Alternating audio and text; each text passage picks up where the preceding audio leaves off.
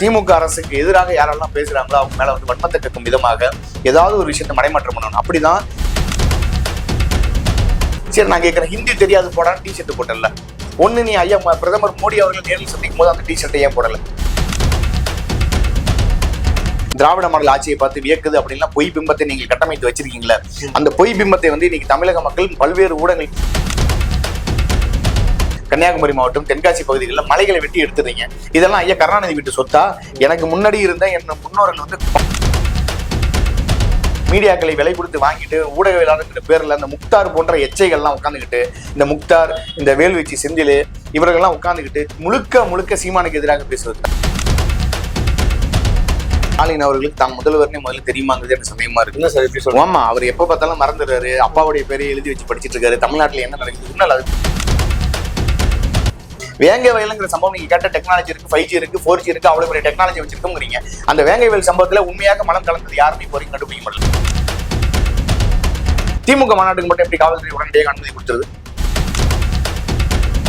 சிறையில் அடிக்கப்பட்டாரு, மீண்டும் மருத்துவமனை கொண்டு போட்டார், மீண்டும் வெளியில வந்தாரு, மீண்டும் 10 ரூபாய்க்கு பாட்டிலுக்கு 10 ரூபா வாங்கிட்டு தான் இருக்காரு. 10 ரூபாய் என்ற பாலாஜி ஒவ்வொரு சாராய பாட்டிலுக்கு 10 ரூபா வாங்குறாரு. இந்த 10 ரூபாய் எங்க போகுது?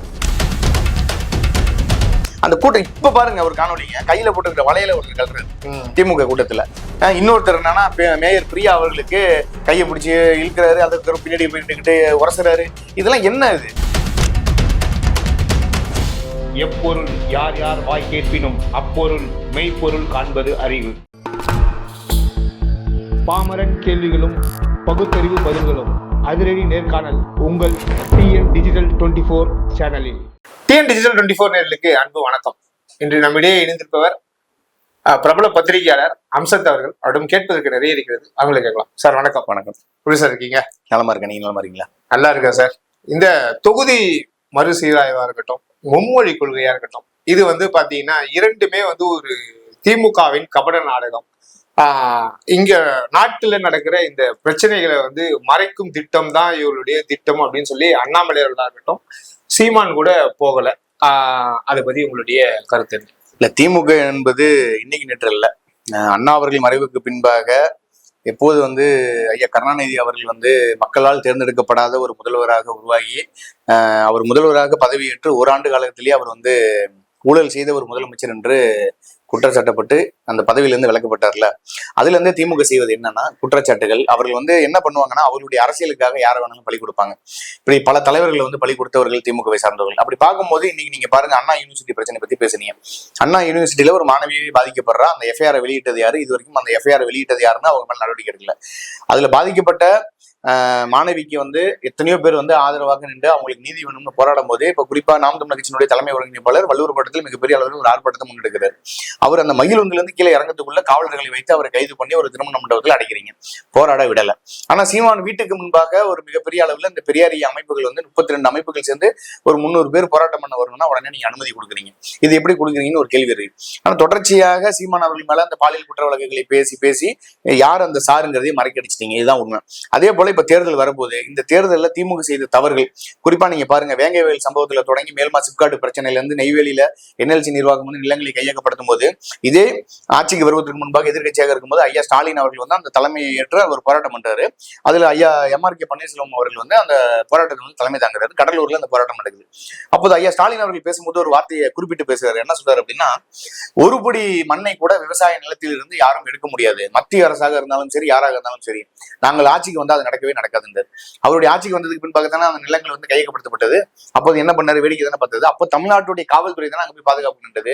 இல்ல மத்திய அரசினுடைய ராணுவ படை அங்க வந்ததா? தமிழ்நாட்டுடைய காவல் படை அங்க போனதா? அப்படிங்கிற ஒரு கேள்வி இருக்கு. தொடர்ச்சியாக திட்டமிட்டு திமுக அரசுக்கு எதிராக யாரெல்லாம் பேசுறாங்களோ அவங்க மேல வந்து வன்மத்தை கக்கும் விதமாக ஏதாவது ஒரு விஷயத்தை மடைமாற்றம் பண்ணணும். அப்படிதான் இந்த மும்மொழி கொள்கையாக இருக்கட்டும், இந்த தொகுதி மறு சீரமைப்பாக இருக்கட்டும், பல்வேறு விஷயங்களை பேசுது. இப்ப நான் என்ன கேட்கிறேன்னா, இன்னைக்கு அனைத்து கட்சி கூட்டத்தை நீங்க கூட்டுறீங்க. தொடர்ச்சியாக தமிழக மீனவர்கள் பாதிக்கப்படுறாங்க. இலங்கை கடற்படை வந்து தமிழக மீனவர்களை கைது பண்ணது, அவர்களுடைய படகுகளை சேதப்படுத்துது, சிறையில வைத்து அவர்களை கொடுமைப்படுத்துகிறது. அவர்களுக்கு கொடுக்கக்கூடிய உணவுல மிளகா தூள் இருக்குல்ல, இந்த மிளகா தூளை வந்து போட்டு அதுல வந்து தேங்காய் திருவுளை போட்டு 3 வேளை உணவும் இதுவாகவே இலங்கை கடற்படை வந்து கொடுக்குதுன்னா, அந்த தமிழர்களை வஞ்சிக்குதுன்னா, இதற்கு எதிராக எப்போது நீங்கள் வந்து ஆர்ப்பாட்டத்தில் இறங்கிறீங்க? ஏன் அனைத்து கட்சி கூட்டத்தை கூட்டலன்னு ஒரு கேள்வி இருக்கு. கர்நாடகாவில அங்க ஆட்சி அமைந்தவுடன் காவிரி நீர் தரமாட்டோம் அப்படின்னு சொல்லி தமிழகத்தினுடைய முதல்வர், எங்களுக்கும் தமிழக முதல்வருக்கும் 1000 கருத்து இருந்தாலும் ஒட்டுமொத்த தமிழ்நாட்டினுடைய முதல்வராக முகமாக ஐயா ஸ்டாலின் அவர்கள் இருக்காருன்னா, அந்த முதல்வரை கர்நாடக காங்கிரஸ் கேவலப்படுத்தி இழிவுபடுத்தி அவரை பாடையில் ஏற்றி அவரை செருப்பால் அடித்து செருப்பு மாலை போடும்போது ஏன் அனைத்து கட்சி கூட்டத்தையும் கூட்டி காவிரிக்கான தீர்வு என்னன்னு ஏன் பேசல? முல்லை பெரியாறுல தொடர்ச்சியாக எப்போதெல்லாம் முல்லை பெரியாறு பிரச்சனை வருகிறதோ அப்போதெல்லாம் அறிக்கையை மட்டும் கொடுத்து விட்டு அதை நாங்கள் செய்வோம்னு சொல்வது, அதற்கு பின்பாக எதையுமே செய்யாம அந்த அறிக்கைகளை கடந்து போயிட்டு அதுக்கு நீங்க அனைத்து கட்சி கூட்டம் போடல. தொடர்ச்சியாக தமிழ்நாட்டில் கனிம வள கொள்ளை போயிட்டே இருக்கு. கன்னியாகுமரி மாவட்டங்கள், தென்காசி போன்ற பகுதிகளில் தமிழகத்தினுடைய வளங்களான மலைகளை வெட்டி நீங்க கேரளாவுக்கு கொண்டு போறீங்க. கேரளாவில இருந்து கோழி கழிவுகளையும் மருத்துவ கழிவுகளையும் இன்னும் குறிப்பா சொன்னோம்னா கேன்சர் போன்ற புற்றுநோய் கட்டிகளையும் கொண்டு வந்து தமிழக எல்லை பகுதிகளை கூட்டிட்டு போறீங்க. இதெல்லாம் எதிர்த்து நீங்க பேசல, அதுக்கெல்லாம் நீங்க ஆர்ப்பாட்டம் பண்ணல. சரி, நான் கேட்கிறேன், ஹிந்தி தெரியாது போடான்னு டிஷர்ட் போட்டல. ஒண்ணு, நீ ஐயா பிரதமர் மோடி அவர்கள் நேரில் சந்திக்கும் போது அந்த டிஷர்ட்டை ஏன் போடல? இல்ல தமிழ்நாட்டுக்கு முதல்வர் வந்தார்ல, பிரதமர் அவர்கள் வந்தார்ல, அப்போது முதல்வர் அவர்கள் வரவேற்பு கொடுக்க போனார்ல, அப்போது உதயநிதி போட்டிருக்கணும்ல. அப்ப அப்படி சந்திப்பு தானே, அதுல போய் நம்ம எப்படி இல்ல அப்ப இந்தி எதிர்ப்புன்னு நீங்க ஏன் ஒரு பொய்யான பிம்பத்தை காட்டுறீங்கன்னு ஒரு கேள்வி இருக்கு. தமிழ்நாட்டுக்குள்ள முதலாக இந்தியை பள்ளியில பாடமாக கொண்டு வந்தவர் ஈவேரா ராமசாமி அவர்கள். ஏன் நீங்க வந்து ஈவேரா ராமசாமிகள் இன்னி வரைக்கும் தூக்கி பிடிச்சிட்டு பேசுறீங்க? ஈவேரா ராமசாமி எதிர்த்து பேசுங்க. தமிழ் இனத்திற்கும் தமிழ் மக்களுக்கும் தமிழ் மொழிக்கும் எதிராக நின்றவர் ஈவேரா ராமசாமி தானே. அவருக்கு எதிராக நீங்க பேசணும்ல, ஏன் ஆதரவாக பேசிட்டு இருக்கீங்க? அப்போ உங்களுக்கு பிஜேபியை குறை சொல்லணும், உங்களுக்கு நாம் தமிழர் கட்சியை குறை சொல்லணும், உங்களுக்கு அதிமுக குறை சொல்லணும்னா நீங்கள் எப்படி வேணாலும் நாடகம் ஆடுவீங்க தான் என்னுடைய கருத்தா இருக்கு. இல்ல, இதேதான் அந்த அனைத்து கட்சி கூட்டத்துக்கு கலந்துகிட்ட அண்ணன் ஜெயக்குமார் அவர்கள்ல இருந்து எல்லாருமே வந்து சிலரும் முரண்பட்ட கருத்தை தான் அதை வந்து வச்சிருக்காங்க. இதுதான் இப்போ ஒரு மிகப்பெரிய ஒரு பேசும் பொருளா இருக்கு. இதை ஒரு பத்திரிகையாளரை நீங்க எப்படி பாக்குறீங்க? இல்ல, இது எப்படி பாக்குறேன் அப்படின்னா, தேர்தல் நாள் நெருங்கிக்கிட்டே இருக்கு. இந்த தேர்தல் நாள் நெருங்கும் போது திமுகவினுடைய வண்டவாளம்லாம் தண்டவாளத்துல ஏறி திமுக இவ்வளவு நாட்களாக பொய்யாக ஒரு கட்டமைப்பை வைத்து ஊடகத்தை விலை கொடுத்து மிகப்பெரிய சேட்டலைட் சேனல்களை விலை கொடுத்து தமிழ்நாட்டுல வந்து திராவிட மாடல் ஆட்சி நடக்குது, தமிழ்நாட்டுல வந்து சிறப்பான ஆட்சி நடக்குது, ஒட்டுமொத்த இந்தியா மட்டுமல்ல உலகமே திராவிட மாடல் ஆட்சியை பார்த்து வியக்குது அப்படின்னா பொய் பிம்பத்தை நீங்கள் கட்டமைத்து வச்சிருக்கீங்களா? அந்த பொய் பிம்பத்தை வந்து இன்னைக்கு தமிழக மக்கள் பல்வேறு ஊடகங்கள், இப்ப சொல்லணும்னா நிறைய ஊடகங்கள் வந்து உண்மையும் நேர்மையுமாக நிறைய செய்திகளை வந்து வெளியிட்டு இருக்காங்க. திமுக தவறு செய்தால் தவறு, சரியா ஒரு விஷயம் செஞ்சாங்கன்னா அது சரின்னு பேசுறாங்க. இப்ப காலை உணவு திட்டம் நீங்க கொண்டு வந்தீங்க, அந்த காலை உணவு திட்டத்தை எல்லாருமே வரவேற்றாங்க. அந்த திட்டம் நல்ல ஒரு திட்டம் அப்படின்னு. ஆனா மகளிர்களுக்கு மாதம் 1000 ரூபாய் கொடுக்கும்போது ஏன் மாதம் 1000 ரூபாய் நீங்க கொடுக்குறீங்க? கொடுத்துட்டு இன்னொரு பக்கம் டாஸ்மாக் கடைகளை திறந்து வைத்து இங்க இருக்கக்கூடிய தமிழக மக்களை வந்து குடிகாரர்களாக மாற்றுவது, இளைய சமுதாய பிள்ளைகள்கிட்ட கஞ்சா புழக்க வழக்கம் நீங்க அதிகமாகி கல்லூரி படிக்கக்கூடிய மாணவன் இருந்து பள்ளிகளை படிக்கக்கூடிய மாணவன் வரைக்கும் இன்னைக்கு கஞ்சா கையில போய் சேர்ந்திருக்கா இல்லையா? இன்னைக்கு மது போதையில் இருக்கானா இல்லையா? இது எல்லாத்தையும் மறைச்சிக்கிட்டு நான் அப்பா, ஏன்னா இந்த குழந்தைகள் வந்து நான் அப்பாவா பாக்குறேன். பெண்கள் தானே வாலண்டரியா சொல்றது நம்ம பாக்குறோம், மலர் தூவி வரவேற்கிறாங்க. வாலண்டரியா சொல்றாங்களா? அங்க வந்து ஸ்கிரிப்ட் ஒர்க் நடந்துச்சான்னு ஒரு கேள்வி இருக்கு. ஐயா ஸ்டாலின் அவர்கள் கையில வந்து பாத்தீங்கன்னா பகுத்தறிவு பேசுவாரு.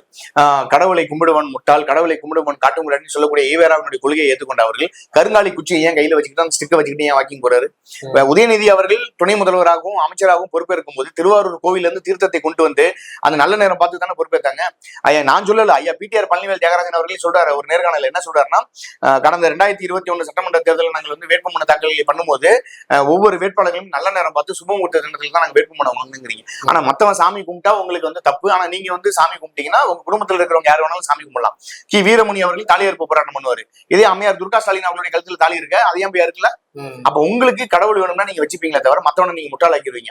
கடவுளை கும்பிடுவேன் அவனே சொல்றாங்க. சேரன், சோழன், பாண்டியன் இப்படி பல்வேறு மன்னர்கள் தமிழ் சமூகத்தை ஆட்சி புரிந்தாலும் அவர்கள் வந்து பெரிய அளவுல கருணாநிதி மாரி பேனா சிலையோ இப்ப கருணாநிதி மாரி வந்து நாங்க வந்து சுடுகாடு அமைக்கணும் இடுகாடு அமைக்கணும் அப்படிலாம் பேசல. அவன் தமிழகம் முழுக்கும் கோயில்களை கட்டி வச்சான். ஏன்னா ஆன்மீகத்தின் மேல அவன் அந்த அளவுக்கு ஈடுபாடு கொண்டு இருந்தான். அப்படிப்பட்டவனை வந்து நீங்க வந்து சாமி கும்பிடாத, நீ இது பண்ணாதுன்னு சொல்லிட்டு நீங்க கும்பிடுறத நாங்க எப்படி பாக்குறோம்?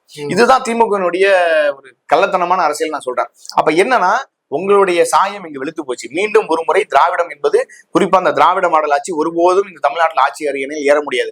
ஐயா ஸ்டாலினோடு இந்த சகாப்தம் முடிந்து விட்டது என்ற ஒரே காரணத்தினால எப்படியாவது மீண்டும் ஒரு முறை நாங்கள் ஆட்சிக்கு வந்துடணும், மீண்டும் எப்படியாவது ஒரு முறை தமிழ்நாட்டை கொள்ளையடித்து தமிழ்நாட்டை வந்து ஒரு பாலைவனமாக மாற்றிவிட வேண்டும். நான் கேட்கிற ஒன்னே ஒண்ணுதான், இயற்கை வளங்கள் நம்ம மலைகள் இருக்குன்னு வச்சுக்கோங்க, இந்த மலைகளை நம்ம வெட்டி எடுத்துட்டோம்னா மீண்டும் அது வளருமா? ஒரு மரங்களை நீங்க வெட்டினா கூட அந்த மரங்களை மீண்டும் நட்டு வைத்து அதை வளர்த்து எடுக்க முடியும். ஆனா மலைகளை வைத்து வெட்டி எடுத்துட்டீங்கன்னா அதை எப்படி மீட்பு உருவாக்கம் பண்ண முடியும்னு ஒரு கேள்வி. பல இடங்கள்ல மலைகளே காணாம தான் இருக்கு இன்னைக்கு. ஆமா, கன்னியாகுமரியில ஒரு மலையே காணும் அப்படின்னு தான் ஐயா ஏவா வேலு அவர்களுடைய வீட்டுக்கு போறதுக்காகவே அந்த சாலைகள் உருவாக்கப்பட்டிருக்கு. அந்த சாலைகள் உருவாக்கப்பட்டு நீங்க திருவண்ணாமலையில எத்தனை இடங்கள்ல மலைகளை வந்து குறைஞ்சு எடுத்துருக்கீங்க. திருவண்ணாமலையாக இருக்கட்டும், அப்புறம் வந்து தேனி மாவட்டமாக இருக்கட்டும், கன்னியாகுமரி மாவட்டம், தென்காசி பகுதிகளில் மலைகளை வெட்டி எடுத்துறீங்க. இதெல்லாம் ஐயா கருணாநிதி வீட்டு சொத்தா? எனக்கு முன்னாடி இருந்த என் முன்னோர்கள் வந்து பாதுகாத்து வச்சுட்டு போன பொக்கிஷம், அந்த பொக்கிஷத்தை அடிச்சிட்டு இருக்கிறீங்க. 4000 கோடிக்கு மழை வெள்ளத்துல மழைநீர் வடிகால் போடுறேங்கிறீங்க. சரி, மழைநீர் வடிகால் போட்டீங்கன்னா எதுக்காக டிராக்டர்களையும் ஜேசிபி இயந்திரங்களையும் பெரிய மோட்டார்களையும் கொண்டு வந்து வைத்து அந்த மழைநீரை வந்து உறிஞ்சி இழுக்கிறீங்க? 4000 கோடி ரூபாய்க்கு மழைநீர் வடிகால் போட்டிருந்தா அந்த மழைநீர் வடிஞ்சு ஓடி இருக்கணுமே. ஆனா இவ்வளவு தவறுகளை பண்ணிவிட்டு 200 கோடி ரூபாய் கார் ரேஸ் நடத்துவது, அப்புறம் பாத்தீங்கன்னா இந்த திட்டத்துக்கு நாங்க அவ்வளவு கோடி பண்றோம் இது பண்றோம்னு சொல்லிட்டு எந்த திட்டத்தையும் செயல்முறைப்படுத்துவதே இல்லை. மக்களுடைய பணத்தில் நீங்க பாருங்க, பிற்படுத்தப்பட்ட ஒரு நலம் வந்து ஆணையம் வந்து மிகப்பெரிய அளவுல ஒரு நிதியை வந்து கொடுக்குறாங்க. SC ST மக்களுக்காக நீங்க வந்து இதை வந்து இந்த பணத்தை செலவு பண்ணுங்க. கிட்டத்தட்ட 5000 கோடிக்கு மேல அந்த பணத்தை திரும்ப அனுப்புனது யாரு? நீங்கள் தான் அனுப்புறீங்க. ஆனா மத்திய அரசு நிதி கொடுக்கல. சமீபத்துல கூட இந்த ரோடு போட்டது பாத்தீங்கன்னா, இந்த மலை கிராமத்துல இருந்து ரோடு போட்டு வச்சிருக்காங்க. ஆனா டோலியில கட்டி வந்து இறக்கி வந்தாங்க. அதுக்கான பிரதமர் நிதி வருது, அதையும் திருப்பி தான் அனுப்பிச்சிருக்காங்க. அதையும் திருப்பி அனுப்பியிருக்கீங்க. தமிழக காவல்துறை சார்ந்தவர்களுடைய வாகனங்கள் அங்கங்க சாலைகள்ல பழுதாகி நிற்குது. அந்த காவலர்களுடைய வாகனங்களை சரி பண்ணணும்னு உங்களுக்கு தோணல? அரசு பள்ளிக்கூடங்கள் தரமற்ற முறையில இருக்கு. எத்தனையோ அரசு பள்ளிக்கூடங்கள், அரசு கல்லூரிகள் நம்ம கடந்த காலங்களில் பார்த்துருக்கோம். பெண்கள் கழிவறைக்கு செல்லக்கூடிய அந்த அரசு கலை கல்லூரியில அந்த கழிவறையில பாத்தீங்கன்னா அவ்வளவு பாம்புகள் இருக்கு. அப்படி இருக்கும்போது எதன் அடிப்படையில இந்த மாணவர்கள் நம்பி உங்களுக்கு நாங்க பள்ளிக்கூடம் அனுப்ப முடியும்? பள்ளிக்கூடமும் கல்லூரிக்கு அனுப்பக்கூடிய மாணவிகள் பத்திரமாக வீட்டுக்கு வந்து சேர்றாங்கிற ஒரு பெரிய கேள்விக்குறி இருக்கு. கிளாம்பாக்கம் பேருந்து நிலையத்துல ஒரு பெண் பேருந்து நின்றா தூக்கிட்டு போய் பாலியல் ரீதியாக துன்புறுத்தல் கொடுக்குறாங்க.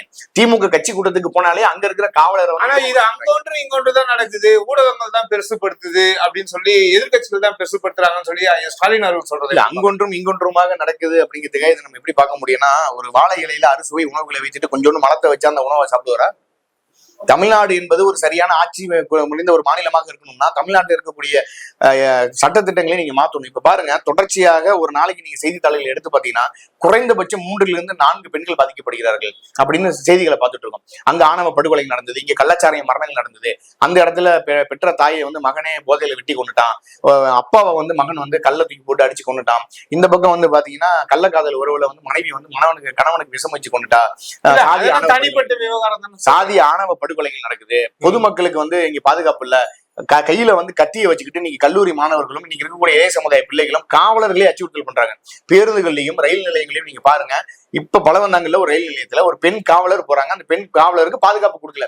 பெண் காவலருக்கே பாதுகாப்பு இல்லைன்னா என் வீட்டுல இருக்கக்கூடிய பெண்களை நான் எப்படி நம்பி சாலைகள் அனுப்ப முடியும் அப்படிங்கிற ஒரு கேள்வி இருக்குல்ல. உங்க வீட்டுல இருக்கக்கூடிய பெண்களுக்கு நீங்க பாதுகாப்பு கொடுப்பீங்க, காவல்துறையினர் பாதுகாப்பா இருப்பாங்க. இதே அம்மையார் கனிமொழி அவர்கள் திமுக நடக்கக்கூடிய கூட்டத்துக்கு பத்திரமா போயிட்டு வந்துட முடியுமா? அந்த கூட்டம் இப்ப பாருங்க, ஒரு காணொலிங்க கையில போட்டுக்கிற வலையில ஒருத்தர் கல்றாரு திமுக கூட்டத்துல. இன்னொருத்தர் என்னன்னா மேயர் பிரியா அவர்களுக்கு கையை பிடிச்சி இழுக்கிறாரு, அதுக்கு பின்னாடி போயிட்டு உரசுறாரு. இதெல்லாம் என்ன? இது கேட்டா பெண்ணியம் பேசுறீங்க, பெண்ணுரிமை பேசுறீங்க, சமத்துவம் சமூக நீதிங்கிறீங்க. எது சமூக நீதி? மேல்பாதி கிராமத்துல அந்த கிராம மக்கள் இது சமூக மக்களும் கோயிலுக்குள்ள போனுங்கிறாங்க.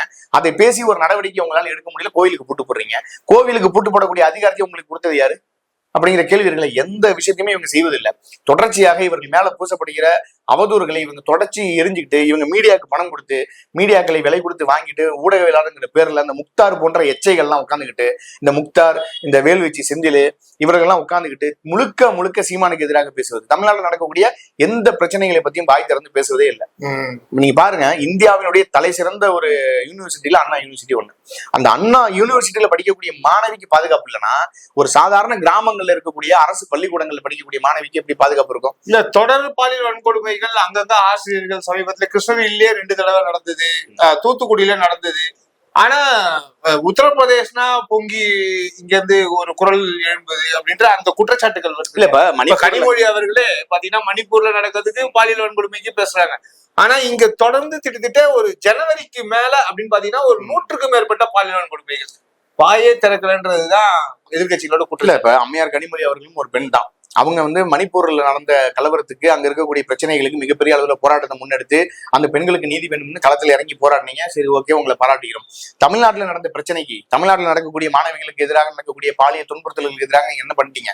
தமிழ்நாட்டுல நீங்க ஆட்சிக்கு வருவதற்கு முன்பாக என்ன சொன்னீங்க? இந்தியாவிலேயே அதிகம் இளம் விதவைகள் இருப்பது தமிழ்நாட்டில் தான், இந்த டாஸ்மாக் கடையை மூடையே ஆகணும்னு சொன்னீங்க. இப்ப ஏன் மூடல?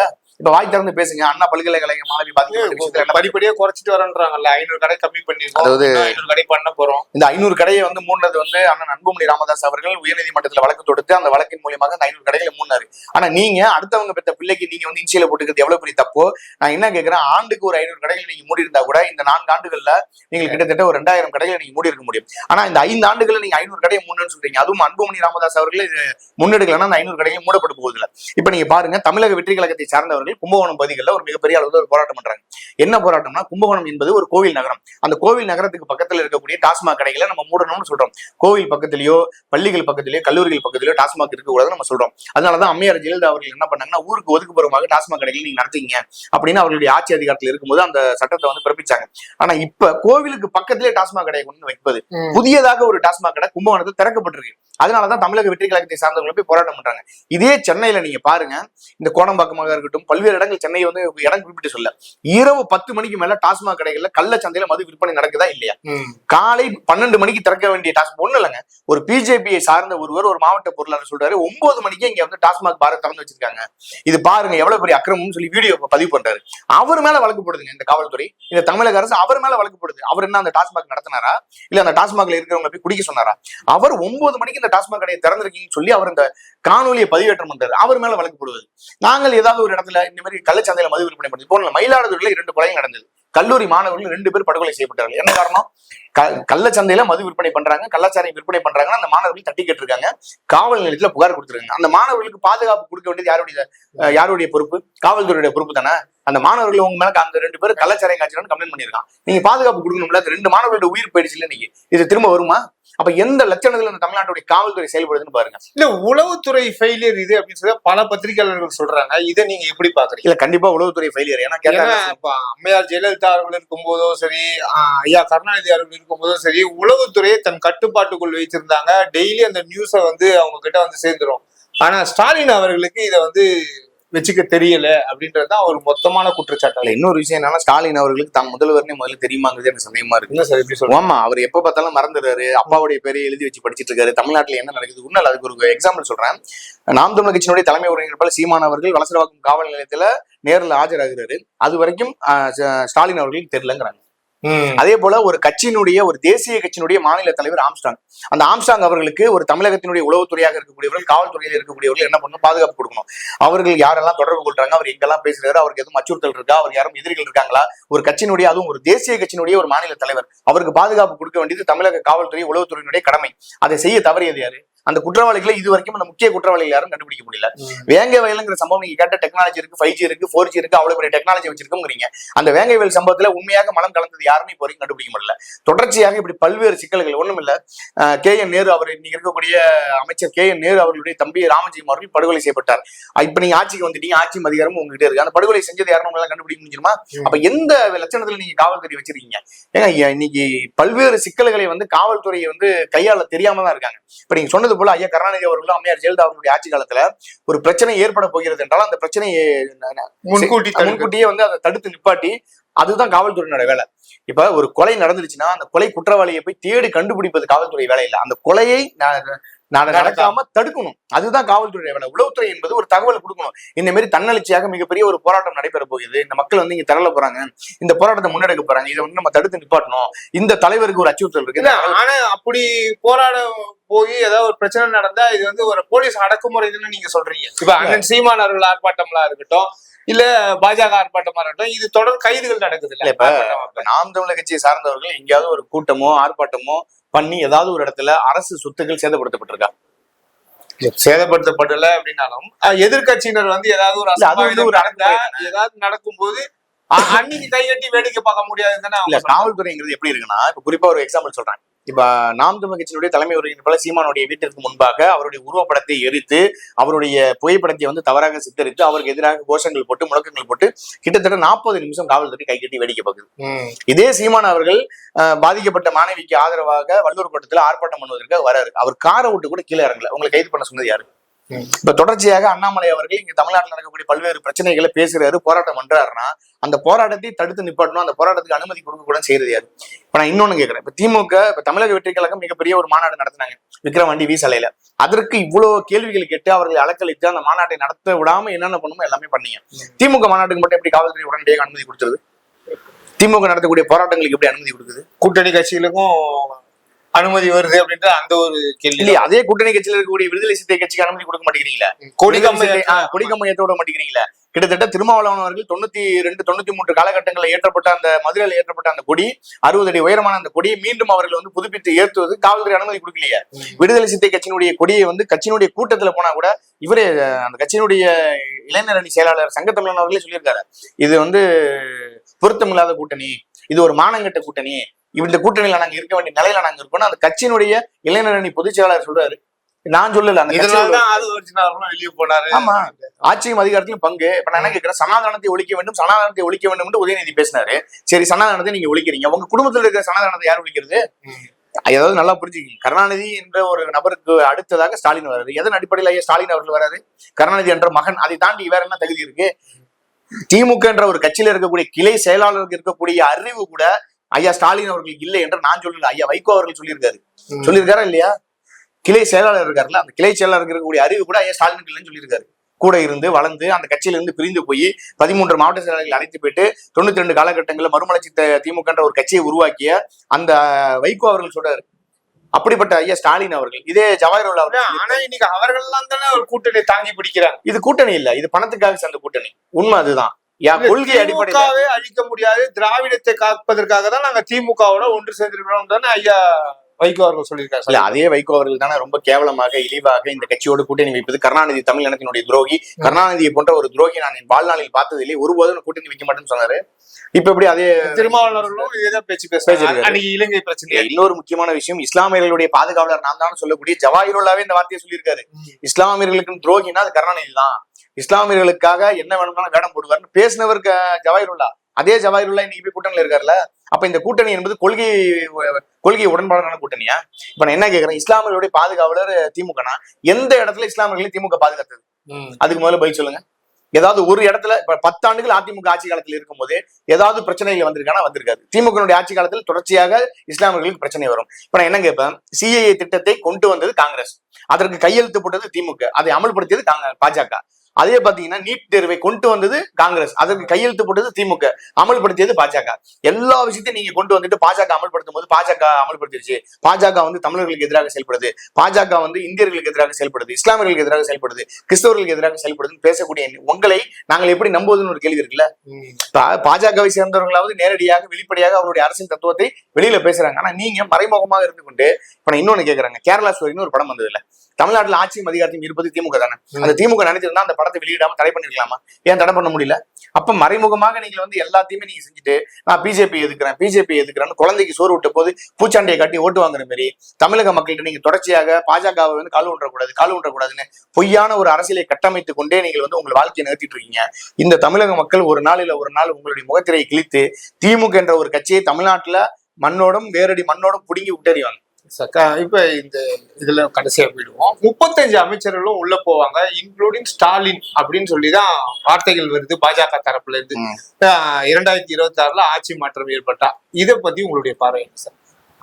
அவ்வளவு ஊழல் மெலிந்து போயிடுச்சு அப்படின்றாங்க எல்லா துறையிலும். இல்ல என்ன ஊழல் நடக்கலன்னு நீங்க சொல்றீங்க? தமிழ்நாட்டுக்குள்ள 4000 கோடி ரூபாய் மழைநீர் பேக்கேஜ்ல ஆரம்பிச்சு கொசுவுக்கு மருந்து அடிக்கிறது முதற்கொண்டு இவங்க ஊழல் பண்ணாத துறையே கிடையாது. ஏதாவது ஒரு துறையில திமுகவை சார்ந்தவர்கள் இந்த துறையில ஊழலே நடக்கல, நிரூபிக்கப்படலன்றதுதான் அவங்களுடைய வாதமா இருக்கு திமுக தரப்புல. அதுதான் விஞ்ஞான ஊழலுமாங்க. இப்ப விஞ்ஞான ஊழல்னா எப்படி சொல்றதுன்னா, எந்த ஒரு ஊழல் குற்றச்சாட்டையுமே வந்து நிரூபிக்க முடியாத அளவுக்கு பண்ணுவதுதான் கருணாநிதியினுடைய மிகப்பெரிய அறிவுன்னு நான் பார்ப்பேன். எப்படி வந்து சீனியை வந்து எறும்பு திட்டுச்சு, சீனி மூட்டையை வந்து சக்கரை மூட்டையை வந்து கரையான் திட்டுச்சுன்னு சொல்லுவாரோ அதே போன்ற அரசியலை பின்பற்றுறாங்க. இப்ப நான் என்ன கேட்கறேன்னா, மத்திய அரசு வந்து இடி ரைடு வந்து நடக்குது அப்படின்னா இப்ப அசோக் குமார் அவர்கள் மேல செந்தில் பாலாஜியோட தம்பி அசோக் குமார் வந்து பண்ணை வீட்டுல இருந்தாரு, அவர் தான் எல்லாத்துக்கும் உடனே, அவர் இன்னும் ஆஜராகல, அவர் இன்னும் கண்டுபிடிக்க முடியலங்கிறாங்க. இப்ப நான் என்ன கேட்கறேன், இன்னைக்கு இருக்கிற டெக்னாலஜில அசோக் குமார் எங்க இருக்காருன்னு கண்டுபிடிக்க முடியுமா? முடியாது.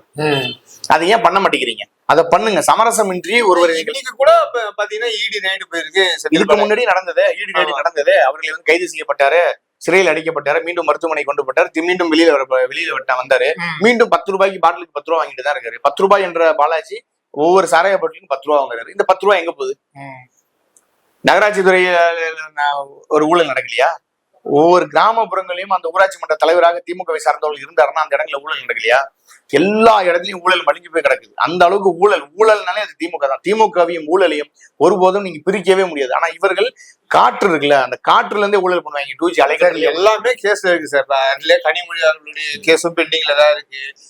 ஆர்எஸ் அவர்களுடைய கேஸ் பெண்டிங்ல தான் இருக்கு. இப்ப பொன்முடி அவர்கள் மகனையும் வந்து இடி வந்து பொன்முடி மேல வந்து இந்த செம்மண் கடத்தல் வழக்கு இன்னும். ஆமா, அது ரெண்டுமே இருக்கு. இப்படி வந்து தொடர்ச்சியா இந்த வழக்குகள் வந்து வாதாடி போயிட்டே தான் இருக்கே தவிர ஒரு தீர்வை நோக்கி போகல அப்படின்றது தானே மக்களும் வந்து அதைதானே பாக்கல. அதுதான் நானும் சொல்றேன். என்னன்னா ஒரு கன்னித்தீவு கதை போல இந்த வழக்கை வந்து மீண்டும் மீண்டும் எடுத்து ஜவு மாரி இழுத்துட்டு இருக்கிறதை விட உண்மையாக அவர்கள் குற்றவாளிகள் என்றால் அவர்கள் வந்து தவறு செஞ்சிருக்காங்க, ஊழல் பண்ணிருக்காங்கன்னா உடனடியாக அது வந்து தண்டனை பெற்றுக் கொடுப்பதுதான் ஒரு சட்டம். அதான் அதை விட்டுட்டு அவர்களை கைது பண்ணுவது, மீண்டும் விசாரணை கலைப்பது, மீண்டும் அவருக்கு அமைச்சர் பதவி கொடுப்பது, இப்படி பல்வேறு சிக்கல்களை எதிர்கொள்ளும் போது பாஜக தரப்புல இப்ப நீங்க அசோக் அப்படின்னு பேசும்போது சொன்னீங்க, அதை கண்டுபிடிச்சு கொடுக்கறதும் வந்து இதே திமுக அரசு தானே போகுது.